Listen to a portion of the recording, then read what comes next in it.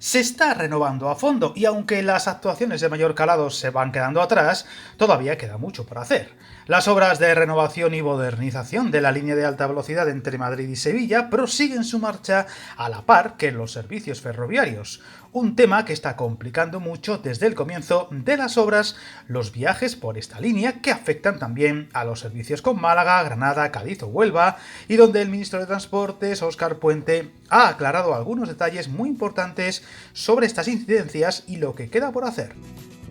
Ha sido con motivo de la respuesta a preguntas del Partido Popular en el Congreso cuando han quedado claros algunos detalles de lo que se está ejecutando ahora mismo en esta línea y lo que queda por hacer, y sobre todo los motivos de las múltiples incidencias en esta línea, algo más tapadas que las que han ocurrido recientemente en estaciones como Chamartín, pero que también han tenido capítulos complicados y retrasos de varias horas en no pocos servicios. Unos problemas donde por primera vez el ministro ha hablado de que parte de esas incidencias se deben a actos vandálicos, incluso a arrollamientos, así como incendios próximos a la vía, sin olvidar las recientes inclemencias meteorológicas.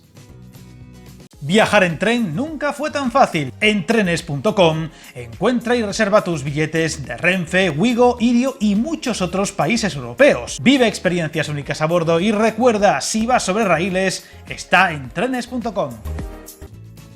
Sin embargo, los fallos más graves y numerosos se deben a causas como la infraestructura, la vía y demás instalaciones para que funcionen los trenes, mientras que en el caso de la infraestructura el gobierno detalla que los fallos o incidencias pueden derivar de su complejidad, de la operativa diaria, la antigüedad de algunos trenes o por ajustes en dotaciones recién renovadas o instaladas, añadiendo que el área de mantenimiento y conservación de la compañía dispone de importantes medios técnicos y profesionales especializados y se despliegan al momento para solventar cualquier incidencia a la mayor brevedad. Textualmente, algo con lo que no están tan de acuerdo sindicatos del sector, que aseguran que parte de esos problemas se debe a falta de personal o piezas, incluso la externalización de ciertos servicios.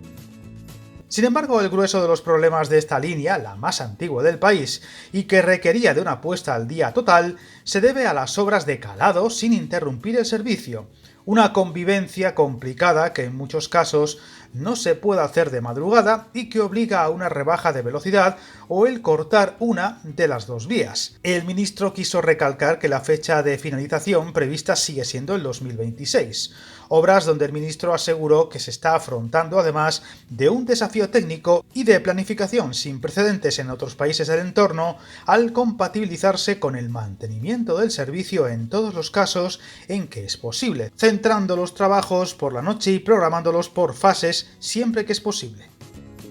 Recordemos que las obras en la línea de alta velocidad Madrid-Sevilla se están realizando además de para modernizarse, para adaptarse a los crecientes tráficos, con Irio y a partir de diciembre Wigo, una puesta al día que va a suponer una inversión de casi 670 millones de euros para la mejora integral y acondicionamiento de la infraestructura, incluyendo acondicionamiento del sistema de drenaje, de estructuras y túneles, de explanaciones y mejora de la accesibilidad en los 4 tramos en los que se divide la línea. Protecciones acústicas, renovación de traviesas y balasto, renovación de elementos de la línea aérea de contacto y electrificación, instalación del sistema ERTMS, el más moderno, telecomunicaciones fijas, energía y detector de caída de objetos o mejora de la capacidad de estacionamiento de las estaciones de Puerto Llano, Sevilla Santa Justa y Majarabique. En resumen, un conjunto de obras y actuaciones que en muchos casos ya han concluido, pero que en los restantes